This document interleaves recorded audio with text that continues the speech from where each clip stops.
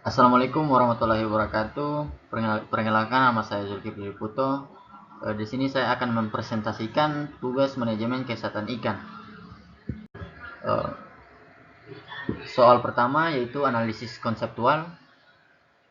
Sebuah tambak budidaya udang faname mengalami mortalitas 40% dalam 3 minggu pertama. Pertambak menyatakan bahwa mereka sudah menggunakan pakan berkualitas dan pergantian air rutin, namun belum memiliki sistem manajemen kesehatan ikan yang terstruktur. Pertanyaan pertama dalam soal satu ini yaitu analisis kesalahan utama dalam pendekatan manajemen kesehatan ikan yang dilakukan tambak tersebut. Jadi, kegagalan manajemen kesehatan tambak di wilayah tropis berakar pada lemahnya pemantauan kualitas air dan minimnya langkah biosecurity akumulasi limbah organik. Akibat pakan berlebihan menciptakan stres pada biota dan memicu pertumbuhan patogen. Tanpa tindakan preventif dan karantina yang ketat, penyakit mudah menyebar secara luas, yang pada akhirnya menyebabkan mortalitas tinggi dan ketidakstabilan hasil panen. Dan pertanyaan kedua, jelaskan mengapa pemahaman manajemen kesehatan ikan harus bersifat preventif dan bukan kuratif, yaitu manajemen kesehatan budidaya ikan wajib mengutamakan strategi preventif dibandingkan kuratif. Hal ini dikarenakan penyakit merupakan hasil interaksi kompleks antara lingkungan yang buruk dan stres pada ikan. Saat gejala muncul, infeksi biasanya sudah terlalu luas untuk ditangani secara efektif. Soal ketiga yaitu rancangan manajemen kesehatan ikan yang seharusnya diterapkan sejak awal produksi. Yaitu ada tahap 1, seleksi lokasi dan persiapan analisis air, fisika kimia mikrobiologi, desain kolam bersirkulasi baik, pengeringan desinfektan untuk tekan patogen awal. Tahap 2, biosecurity benih bersertifikat, karantina, kontrol akses alat, filtrasi air masuk, pisah unit produksi. Tahap 3, kualitas air dan kepadatan, monitoring rutin suhu, pH, DO, amonia, nitrit, alkalinitas untuk hindari stres imun. Tahap 4, nutrisi dan pakan, formulasi seimbang, pemberian tepat, cegah limbah organik dan tingkatkan imun. Tahap 5, surveillance dini, observasi harian, sampling, uji lab seperti mikroskopi, PCR, histopatologi, deteksi subklinis. Tahap akhirnya yaitu kontingensi dan rekor, protokol, moralitas, isolasi, evaluasi untuk perbaikan berkelanjutan yang lebih efektif dan ekonomis daripada kuratif. Soal kedua, evaluasi pencegahan dan desinfektan. Sebuah hatchery ikan air tawar rutin menggunakan desinfektan dengan dosis tinggi tanpa pengujian kualitas air. Pertama, evaluasi dampak jangka pendek dan jangka panjang dari penggunaan desinfektan yang tidak terkontrol. Penggunaan desinfektan tak terkendali di budidaya ikan berdampak buruk jangka pendek, seperti stres akut, kerusakan insang, kematian massal, gangguan bakteri menguntungkan, dan panjang ketidakseimbangan mikrobiota, resistensi mikroba, penurunan imun ikan, pencemaran lingkungan, biaya produksi naik. Studi toksikologi menunjukkan resiko mortalitas, lonjakan amonia, dan kerentanan penyakit. Solusinya yaitu dosis standar, uji toksisitas, monitoring air, serta biosecurity preventif untuk berkelanjutan. Pertanyaan kedua, bandingkan efektivitas tindakan pencegahan non-kimia dengan penggunaan desinfektan kimia. Pendekatan non-kimia biosecurity, jawabannya pendekatan non-kimia seperti biosecurity, karantina, manajemen air, probiotik, vaksinasi lebih berkelanjutan jangka panjang karena kuatkan ketahanan ikan, putus siklus patogen tanpa residu atau gangguan mikrobiota. Desinfektan kimia cepat kurangi patogen tapi sementara picu resistensi, toksisitas, dan kerusakan ekosistem. Rekomendasi yaitu ada prioritas non kimia sebagai fondasi dan kimia selektif dalam strategi terpadu. Pertanyaan ketiga, buat rekomendasi sistem pencegahan penyakit yang berkelanjutan. Rekomendasinya itu rekomendasi pencegahan penyakit berkelanjutan budidaya ikan berbasis Integrated Fish Health Management, biosecurity ketat, benih bersertifikat, karantina, desinfektan peralatan, filtrasi atau UV air masuk. Manajemen air, manajemen air seperti manajemen air, monitoring rutin, suhu, pH, DO, amonia, kurangi stres, tingkatan imun, dan nutrisi dan imunostimulasi, pakan seimbang, probiotik, prebiotik, fitogenik, kuatkan imun alami. Vaksinasi, lindungi spesifik dari patogen utama, kurangi antibiotik. Surveillance, catat kesehatan untuk deteksi dini. Dan ekosistem, kelola limbah, rotasi kolam, kurangi kepadatan, kombinasi non kimia ini lebih efektif, ekonomis, ramah lingkungan daripada pengobatan reaktif. Soal ketiga yaitu desain biosecurity. Anda diminta menjadi konsultan untuk mendesain sistem biosecurity pada unit pembelian ikan nila skala komersial. Pertanyaan pertama, identifikasi titik kritis masuknya patogen. Jawabannya itu titik kritis masuknya patogen di budidaya ikan, benih induk terinfeksi, air sumber tidak difiltrasi, peralatan kontaminasi pakan mentah, vektor seperti burung, krustase, dan manusia. Studi epidemiologi menunjukkan pergerakan benih sebagai transmisi utama virus. Air efisien untuk penyebaran horizontal, vomit via peralatan, signifikan pakan mentah dapat menyebabkan infeksi. Solusinya yaitu biosecurity berlapis, pengawasan benih, olah air, sanitasi, analisis risiko. Pertanyaan kedua, bandingkan efektivitas tindakan pencegahan non-kimia dengan penggunaan desinfektan kimia. Poin pertama ada biosecurity, SDM dan akses, yaitu terapkan zona terbatas, satu pintu masuk, catat tamu, wajib footbath, cuci tangan, baju khusus tambak, larang pindah kolam tanpa sanitasi ulang, pelatihan rutin, higienis, dan gejala penyakit. Poin kedua, biosecurity air, filtrasi, sedimentasi, desinfeksi atau air masuk, pisahkan inlet, outlet, monitor DO, suhu, pH, amonia, nitrit rutin. Gunakan reservoir di sistem intensif. Biosecurity alat khusus per kolam, jaring, ember, selang, cuci, desinfektan standar. Keringkan setelah pakai, sanitasi kendaraan, peralatan besar. Biosecurity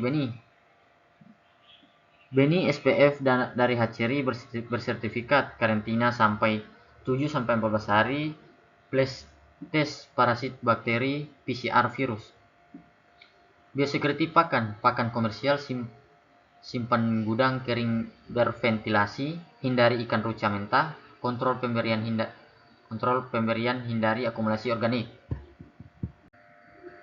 Pertanyaan ketiga, buat rekomendasi sistem pencegahan penyakit yang lebih berkelanjutan. Rekomendasinya itu pintu masuk area, zona bersih awal, orang masuk ganti alas kaki, cuci tangan, lewat footbath, pakai pakaian kerja khusus. Penerimaan benih. Poin kedua, penerimaan benih induk, benih datang, pemeriksaan fisik, masuk ruang karantina, observasi beberapa hari, dinyatakan sehat, baru masuk unit produksi. Poin ketiga, sistem air sumber air, filtrasi fisik, filtrasi biologi, bila perlu desinfektan terkontrol. Masuk ke unit larva, pendedaran, aliran air dibuat satu arah, tidak kembali ke unit awal. Operasional.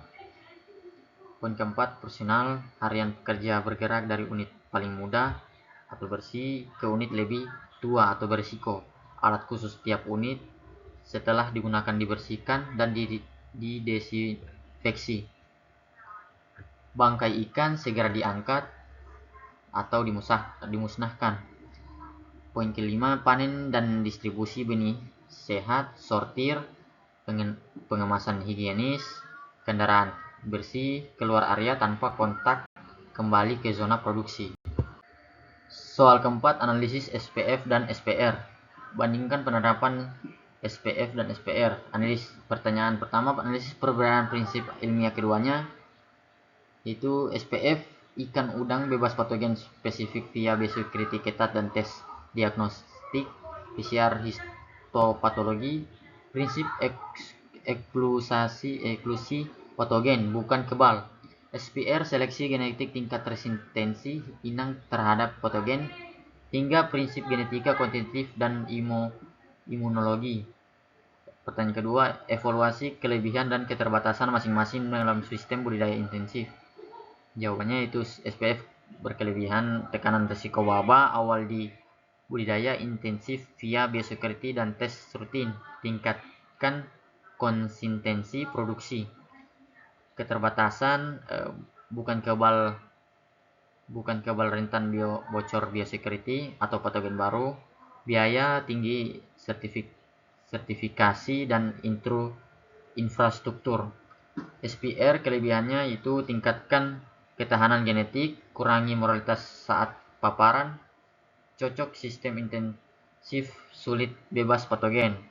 Keterbatasannya yaitu spesifik patogen rentan evolusi strain, butuh waktu panjang, biaya besar, hindari inbreeding.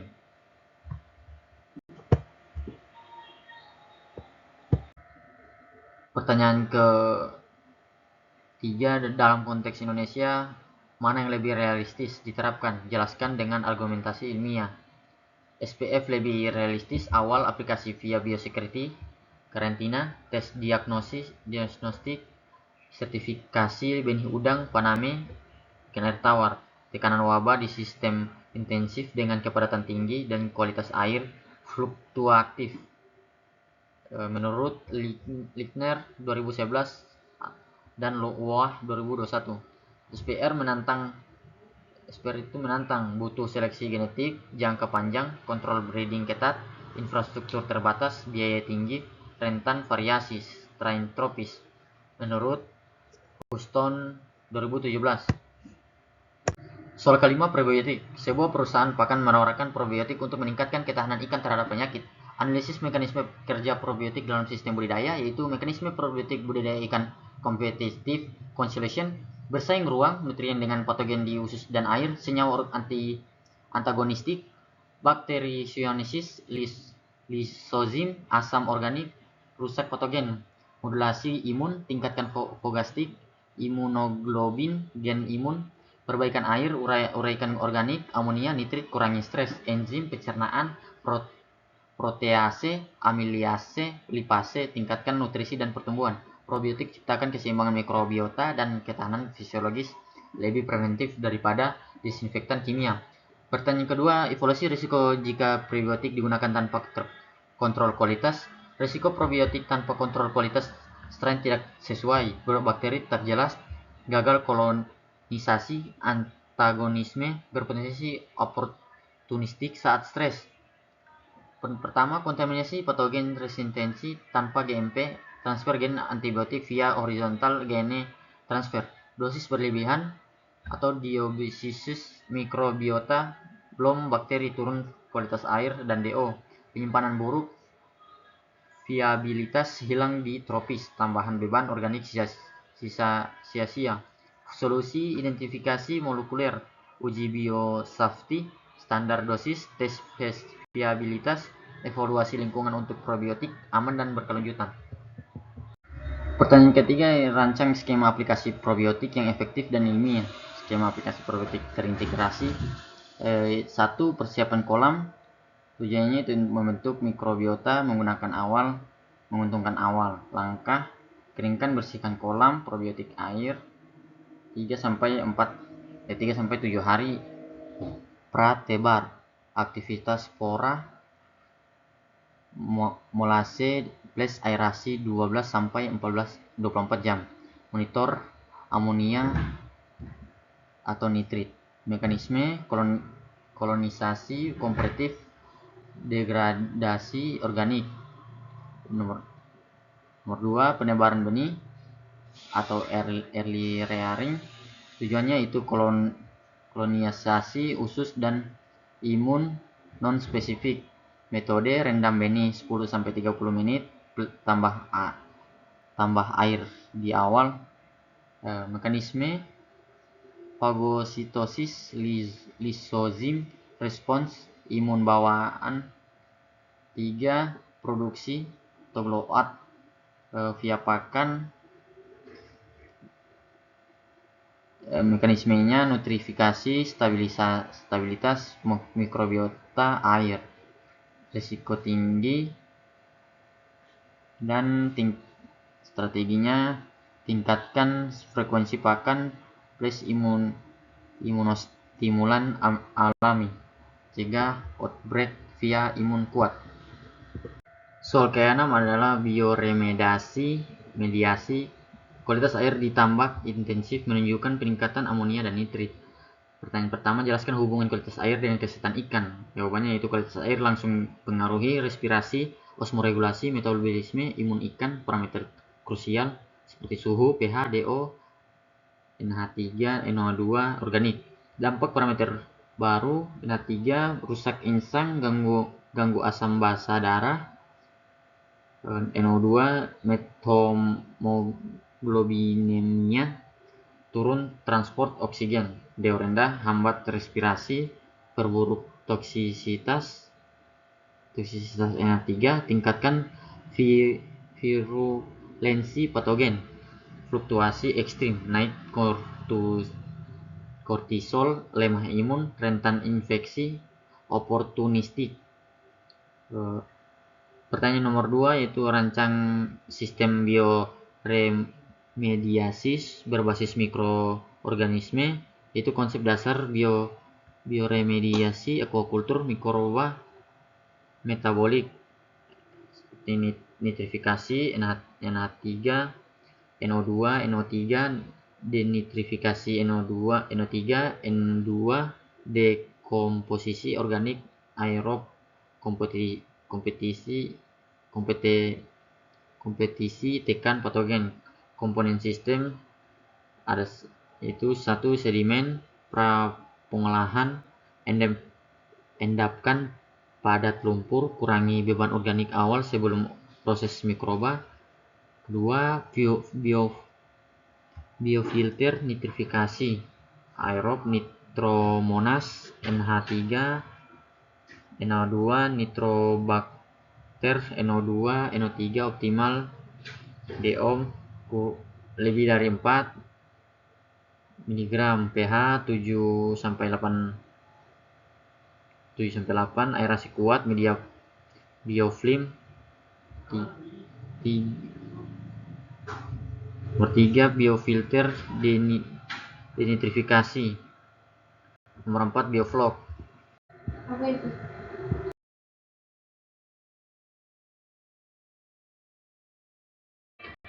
Dan itulah presentasi dari saya. Sekian, terima kasih. Wassalamualaikum warahmatullahi wabarakatuh.